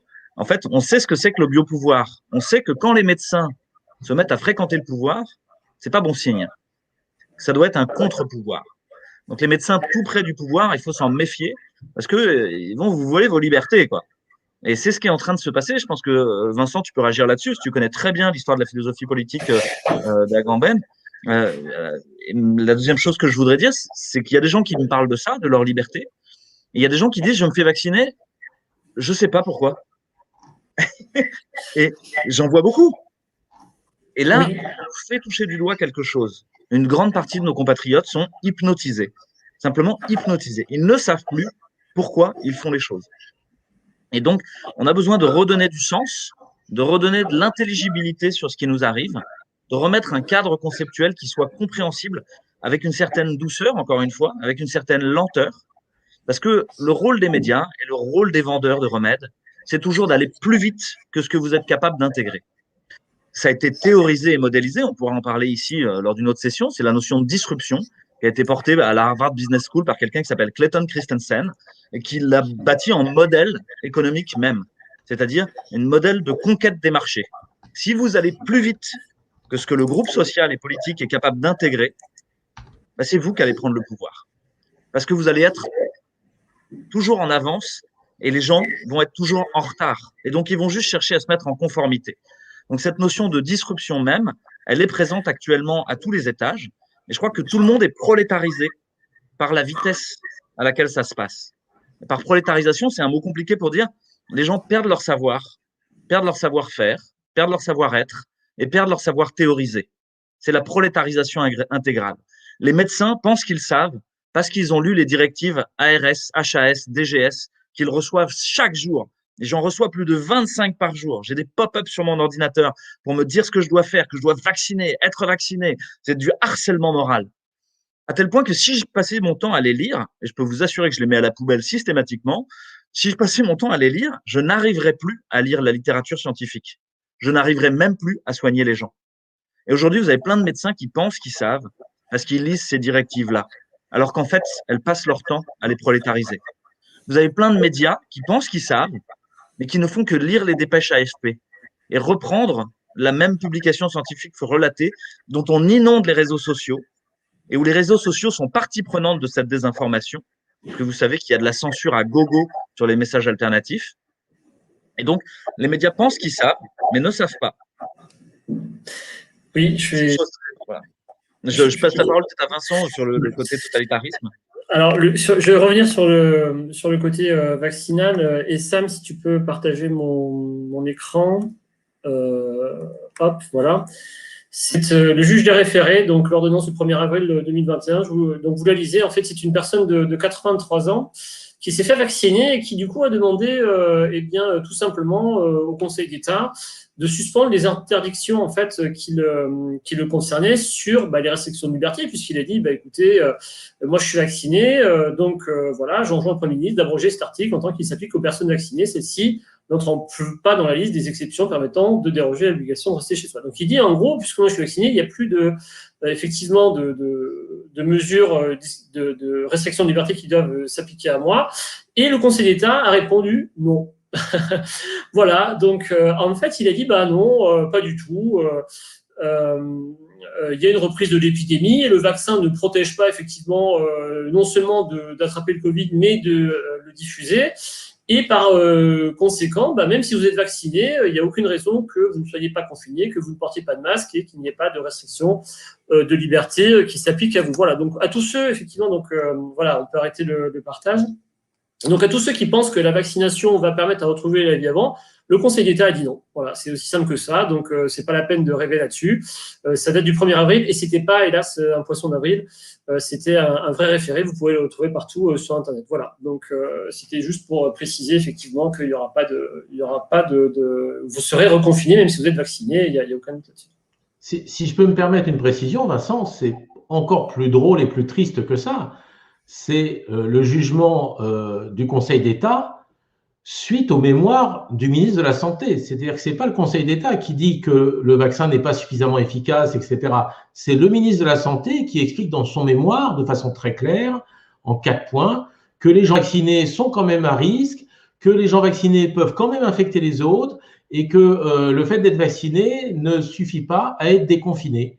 Et c'est parfaitement dit par M. Véran dans le mémoire qu'il a adressé au Conseil d'État. Et c'est le Conseil d'État s'est basé bien sûr sur ce mémoire, ce qui est normal pour son jugement. Donc voilà, donc c'est pire que le Conseil d'État, ce sont les propos du ministre. Je crois qu'il y a un point important qui a été soulevé par un des internautes, c'est qu'effectivement, le bout de ce raisonnement morbide, on appelle ça la rationalité morbide dans la schizophrénie, c'est des raisonnements faux qui tournent en boucle comme ça. Le bout de ce raisonnement-là, c'est effectivement qu'à la fin, ce soit la faute de ceux qui ne se vaccinent pas. Et une société qui commence à stigmatiser comme ça des gens, je crois que ça doit nous poser question. On fait société parce qu'on est ensemble, parce qu'on est unis, pas parce qu'on désigne des ennemis. Aujourd'hui, vous avez dans les médias une façon de faire société qui est de désigner des ennemis. Vous avez discuté avec machin, qui a discuté avec truc, qui a discuté avec truc, qui a discuté avec machin, qui a discuté avec truc. Et en fait, que vous soyez crudivore, antisémite, conspirationniste, en fait, tout ça c'est pareil, c'est l'ennemi. Et une société ne peut pas se définir uniquement par ses ennemis. Elle doit se définir aussi par ce à quoi elle tend de manière positive. On appelle ça les protensions collectives positives. Quel est notre projet commun? Quel est notre devenir ensemble? Quel est notre chemin vers lequel nous avons envie d'aller et de parcourir tous ensemble? Et cette question-là, il faut la poser parce qu'elle donne de l'espoir, elle donne de la joie. Est-ce que c'est le chemin de Attali et de Laurent Alexandre, un néolibéralisme mondialisé transhumaniste, dans lequel vous êtes un rouage des industries de santé, des multinationales de la data, et où on optimise votre expérience utilisateur de la vie, ou est-ce que c'est autre chose? Je crois qu'il faut qu'on y réfléchisse ensemble et qu'on pose les ferments et les jalons de cet autre futur qu'on a envie de parcourir ensemble, sans avoir à désigner un ennemi et à le sacrifier sur l'autel de la réunion. Tout à fait. Et je pense que le premier combat, c'est certainement de lutter contre la peur. Hein. C'est-à-dire je vois passer des messages, il y a des pro-vax, des anti-vax, tout ça. Je pense qu'il faut arrêter ces discours. Les gens se vaccinent par peur et les gens sont violents par peur, les gens se cachent par peur, les gens sont dépressifs par peur. Aujourd'hui, moi, mon premier ennemi, c'est la peur. La première chose que je fais en consultation, c'est d'essayer de faire disparaître la peur de mes patients. Je crois vraiment que c'est la priorité, c'est de retrouver de l'espoir ensemble, ne pas chercher à être contre quelqu'un. Et pour enlever la peur, il faut absolument comprendre qu'il existe des traitements. Tout à l'heure, Philippe citait un certain nombre de remarques et de questions des internautes. Oui, il existe des traitements. Ces traitements ont montré leur efficacité de façon, je dirais, importante même. Et il est vraiment inadmissible. On a des centaines d'études sur l'hydroxychloroquine ou l'ivermectine, pour ne citer que ces deux-là, alors qu'il n'existe qu'une seule étude sur l'efficacité du vaccin. Et pour autant, aujourd'hui, on autorise le vaccin, on n'autorise pas les traitements, mais les traitements sont autorisés dans de nombreux pays, sont utilisés dans de nombreux pays. Il faut aussi arrêter de se regarder le nombril. Là, ça laisse un peu de suspense, Eric, parce qu'on en parlera dans les semaines à venir.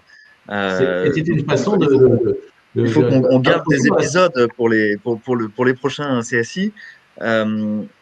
je vous propose qu'on conclue. On arrive à 1h30 maximum, c'est bien. C'est un timing qu'il faut qu'on respecte pour les gens qui puissent aller se reposer et nous aussi. J'ai envie de vous proposer juste une petite phrase ou deux de conclusion en 1 ou 2 minutes chacun. Et donc, je pose la parole au centre, la prend qui la veut, pour terminer cette belle session ensemble. Ben moi, je me lance. J'ai envie de mettre en regard 2 décisions de justice. On a déposé plainte contre l'imposition du port du masque à l'école à Genève et ça a été débouté par le tribunal qui a dit mais si l'OMS le recommande et l'Office fédéral de la santé publique, on va quand même pas aller contre. Et à Weimar en Allemagne, vous avez un tribunal qui est entré dans les écritures, a épluché la science et a dit mais il n'y a aucune raison au monde d'imposer le masque à l'école. Et pour moi, il y a une question, il y a un enjeu aujourd'hui de responsabilité. La responsabilité des scientifiques, la responsabilité des médecins, la responsabilité des élus, la responsabilité des journalistes, la responsabilité des parents, la responsabilité des citoyens. Et j'observe la force, parce que finalement, ceux qui cherchent à mettre en échec notre discours utilisent toujours des subterfuges, en général inélégants, et ils ne viennent jamais sur le terrain des idées, parce que sur les idées, on est imbattable. Et je crois vraiment qu'il faut qu'on assume ça et que dans l'affirmation en continu, vous voyez, j'ai vu qu'en France, ils venaient de dire, mais c'est très important de vérifier l'oxygène sanguin pour quelqu'un qui a des symptômes. Génial, ça fait 1 an que Raoult le dit, on est 100 000 morts plus tard, mais c'est bien que vous finissiez par le dire. Est-ce qu'il y a d'autres choses que vous allez bientôt aussi finir par dire? Voilà, de rester droit dans ses bottes sur le fond, parce que là, on est imbattable, parce que c'est juste.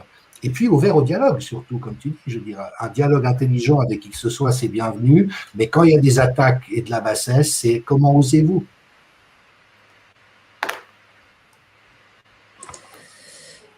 Ok, je prends à la suite. Vincent, tu voulais parler? Non, ça va. Oui. Je vous remercie beaucoup tous les 7 là ensemble, ou tous les 6. Pour votre présence. Je remercie tous les 6 ou 7 000 personnes qui nous ont regardés ce soir, tous les gens qui ont restreamé l'émission. Et là, il y a beaucoup de gens qui se demandent mais qu'est-ce que je peux faire? Jean-Dominique, il en a parlé là en fait. C'est la responsabilité. C'est peut-être le moment de commencer à faire ce qu'il faut au niveau juridique, ce qu'il faut avec la directrice de l'école, avec l'institutrice, ce qu'il faut avec les autres parents, et de commencer à oser, à y aller, quoi. Et y retourner plusieurs fois, d'admettre que ça va être lent. Il faut de la patience. C'est quasiment comme une guérison et que ça va prendre du temps. Donc, que vous allez devoir soigner le réel. Et pour soigner le réel, il faut de la douceur, de la bienveillance, mais aussi savoir se protéger, on l'a dit, ne pas laisser passer des choses qui sont inacceptables. Donc, et être capable de tenir un rapport de force. J'ai envie de vous proposer aussi de continuer la diffusion de tous ces messages, parce qu'on est quelque part dans un combat. Moi, je n'ai pas envie de parler de guerre, parce que la guerre, c'est l'annihilation de l'ennemi. Et moi, je ne cherche pas à annihiler qui que ce soit. Je cherche à être dans une danse, en fait, à mettre mes mains sur le kimono de la personne en face et accepter qu'elle mette les mains sur mon kimono et à danser ensemble. Et ça, c'est une sorte de combat. Mais on grandit dans le combat, les uns et les autres. Et on arrive à trouver, à la fin, à se retrouver à danser ensemble et que ce soit même presque rigolo. Donc, de le prendre avec humour et de se dire, là, si vous avez l'occasion de participer à ce combat de l'information, restreamer cette chaîne, restreamer ces vidéos, relancez-les dans la boucle, créer des alternatives d'information, etc. Vous pouvez faire ça. Et la force du nombre, vous êtes parfois plus de 100 000 à nous regarder, plus de 200 000. Allez-y, re-uploadez la vidéo, re-envoyez-la. Et n'hésitez pas. Voilà, donc souvent c'est les youtubeurs qui disent ça, abonnez-vous et mettez la cloche, quoi. Mais faites-le, quoi. Et vous avez vu qu'on monétise pas, on se contrefout de l'argent dans cette histoire, tout le monde est bénévole. On le fait en plus de nos vies. Et donc, allez-y, quoi. Je remets la parole au centre, là, tranquille. Je rajouterai une petite chose, c'est que si les personnes ne bougent peut-être pas trop actuellement, notamment dans le milieu des restaurateurs et du spectacle, c'est que nous sommes tous sous perfusion et qu'un jour ou l'autre, ça va s'arrêter et que c'est comme ça que joue le pouvoir, c'est qu'on vous perfuse et que finalement, c'est peut-être plus intéressant de ne pas travailler et gagner de l'argent, mais c'est un système qui ne pourra pas tenir très longtemps et ça, c'est quelque chose pour lequel il faut combattre et appeler toutes les personnes, notamment de la culture, pour arrêter ce diktat en disant « taisez-vous, mais je vous paye pour vous taire ». Oui, c'est intéressant. Louis a pris la conclusion que j'allais faire parce que je voulais rebondir sur un tweet qui disait « Nous sommes en guerre », qui reprenait le terme de notre président. Et effectivement, si on est en guerre contre un virus, je pense qu'on doit arrêter d'être en guerre contre nos concitoyens et contre soi-même. vraiment retrouver une paix intérieure et transmettre cette paix, retrouver la joie pour contrer la peur. C'est vraiment essentiel et transmettre tout ça avec amour.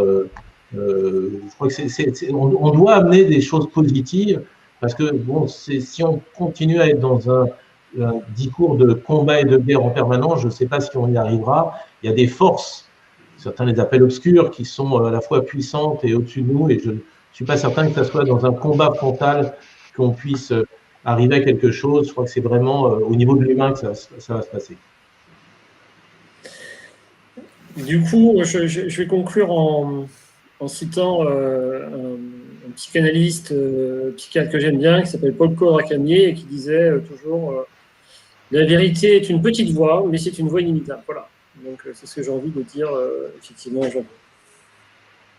Moi, j'ai juste à dire ce que vous avez dit, c'est les personnes qui nous écoutent, si ça vous plaît, diffusez, partagez, parce que nous, voilà, on fait tout ce qu'on peut, mais si vous nous aidez, ça ira encore plus vite. Voilà. Et puis pour terminer, n'oubliez pas le sport sur ordonnance, un peu partout dans toute la France, à 11h, organisé par le CSN notamment, et parce qu'il faut retrouver de la joie, danser, faire du sport, puisqu'on nous l'interdit actuellement. Pour ma part, je vous remercie de cette émission parce que en vous écoutant, je me sens un peu moins seul. Finalement, c'est bien aussi de se faire de temps en temps une sorte de piqûre de rappel. Je ne sais pas si c'est le bon mot, mais de vous écouter, ça m'a renforcé. Il y a de toute évidence une grande confusion et une confusion voulue qui finalement, comme tu le dis, Louis, a endormi tout le monde, hypnotisé tout le monde. Il faut qu'on se réveille. Le réveil va être un choc, évidemment, mais si vous voulez, en même temps, il y a une forme de confort à suivre cet endormissement et il y a aussi une forme de conformité. Or, nous, on essaye de montrer quelque part un petit exemple. On est sorti, dès le début, on est sorti de cette espèce de confort pour se mettre en danger quelque part en prenant la parole. Et ça nous renforce et il faudrait peut-être que on soit, que les gens nous suivent, sortent de ce sommeil et en faisant des actions comme par exemple diffuser ces vidéos. Donc voilà, sortir du conformisme, sortir de l'idée toute faite, des pensées toutes faites et essayer de voir ailleurs, penser différemment. Voilà, c'est ce que j'essaye de faire, ce que tout le monde ici a essayé de faire. Voilà, merci beaucoup. Bien, merci à tous. Je pense que c'est le moment de conclure et on vous souhaite une bonne soirée. Continuez à partager, à diffuser ces informations au plus grand nombre sur tous les réseaux. C'est important que ces informations, qui sont des informations factuelles, objectives, loyales, puissent circuler pour que les gens soient simplement informés et qu'ensuite chacun fasse son choix en toute conscience. Bonne soirée à tous, merci beaucoup. Et à jeudi prochain, normalement aussi.